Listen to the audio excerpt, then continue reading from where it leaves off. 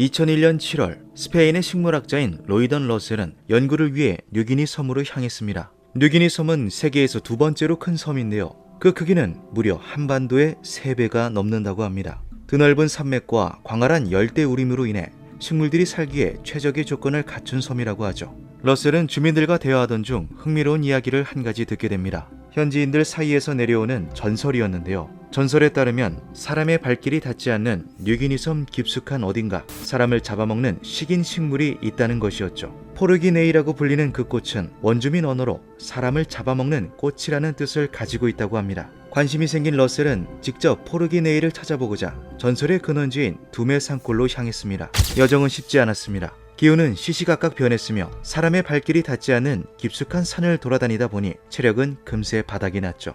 그렇게 탐험을 시작한 지 한참이 지났을 무렵 러셀 일행은 바람을 타고 실려오는 끔찍한 악취를 맡게 됩니다. 정체모를 냄새가 나기 시작하자 현지인들은 크게 무서워하는 모습을 보였는데요. 포르기네이는 숨을 쉬기도 어려울 정도의 지독한 냄새를 내뿜는다고 알려졌기 때문입니다. 많은 식물들을 접한 러셀에게도 그 악취는 정말 생소했으며 또한 참기 힘들었다고 하죠. 일행은 바람을 타고 전해지는 악취를 따라서 발걸음을 옮겼습니다. 갈수록 악취가 심해져서 물에 적신 타월을 입에 대고 간헐적으로 호흡을 하며 탐사를 이어갔는데요. 곧이어 모습을 드러낸 것은 거대한 밤송이처럼 생긴 낯선 식물이었습니다. 그 식물은 겉보기에는 식충식물인 네펜데스와 꽤 닮아 보였는데요. 그 크기는 사람이 들어갈 수 있을 정도로 거대했습니다. 러셀이 발견했을 당시에도 커다란 노새를 통째로 소화시키고 있었다고 하죠. 전설로만 전해지던 포르기네이를 접한 러셀과 일행을 당황시킨 건 그 존재 여부나 생김새가 아닌 악취였습니다. 포르기네이를 육안으로 확인할 정도의 거리가 되니 그 악취는 말로 형용할 수 없을 정도였다고 하는데요. 실제 현지 가이드로 동행하였던 어린 소녀는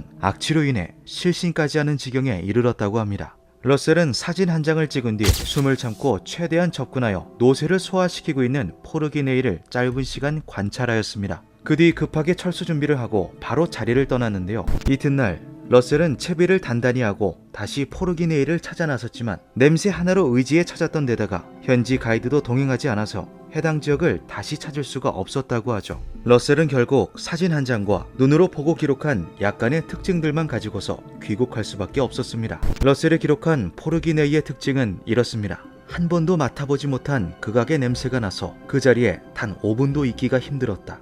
겉보기에는 거대한 밤송이처럼 생겼다. 노새를 머리부터 집어삼켜 소화시키고 있었는데 안쪽에 달린 빨간 열매들이 천천히 움직이는 것으로 보아 안에서 소화작용이 일어나고 있음을 알 수 있었다. 특정 냄새로 동물을 유인하여 사로잡은 뒤 소화액으로 녹이는 듯하다. 현지인들이 식인 식물이라고 충분히 부를 만한 괴이하고 끔찍한 꽃이었다. 포르기네이에 대한 기록은 러셀이 찍은 사진과 기록 외에는 현재까지 전무하다고 하는데요. 동물 혹은 사람까지도 잡아먹는다는 식인 식물 포르기네이. 뉴기니 섬 깊숙한 어딘가 정말 존재하는 생물일까요?